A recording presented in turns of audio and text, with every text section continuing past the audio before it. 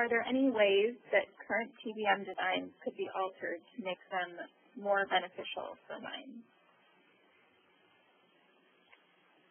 Well, that's a question. We can pretty much design anything that's required. It just depends on sitting down with mine management and finding out what needs to be done, what the goals are. For example, Zach was talking about magnesium copper. You mentioned that machine had a 100-meter turning radius, which is very tight. So, yeah, we can alter the design within limits, of course. Anything to add to that, Zach? No, I think you pretty much nailed everything I was going to say. Okay. Do you know of any mines currently using a TBM to mine the ore body as the primary mining method? I do not. I know they've used reef miners, as Steve talked about before, to mine the ore body, but that was not necessarily a TBM. Steve, do you have any? Well, well,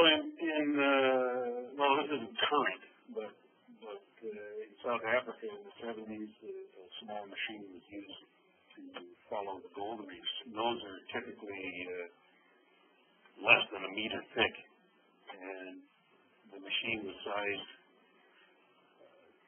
The size of the machine was about as small as you could make a machine at that time, and even so, it was cutting more than just the ore body itself. But that's one of the physical limitations of designing a ton of ore machine. It's dependent on the size of the individual cutters. So that machine was probably, I'm remembering back, that was a long time ago, maybe 1.5 meters or 5 feet, something like that. But no, they couldn't just mine the ore body. Why do you think TBMs are not more accepted in the mining industry? Because a lot of times their high capital cost scares people at the beginning, and as long procurement time as well. But if they look further on, it could be very beneficial. But high capital cost from the beginning is kind of scary to some people. In the beginning, there was a perception of risk because nobody had been doing this before. And everybody was used to flat floors, not circular floors. And now that there are some successful examples, I think it will be more widely accepted. And to go along with that, why do you think continuous conveyors are not used in more mines? Well, you take that one, Greg. Repeat for a second. I didn't quite catch it all. Why do you think continuous conveyors are not used in more mines around the world?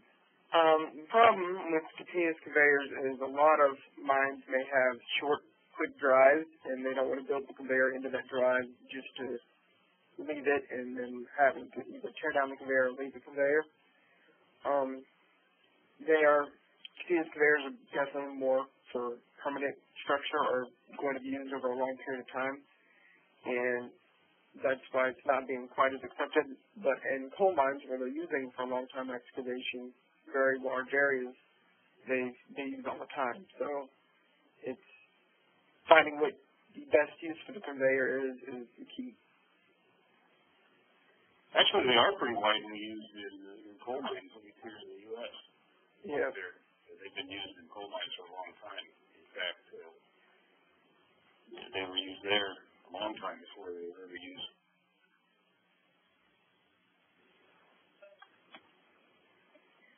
And here's a technical question. What is Moore Coulomb theory?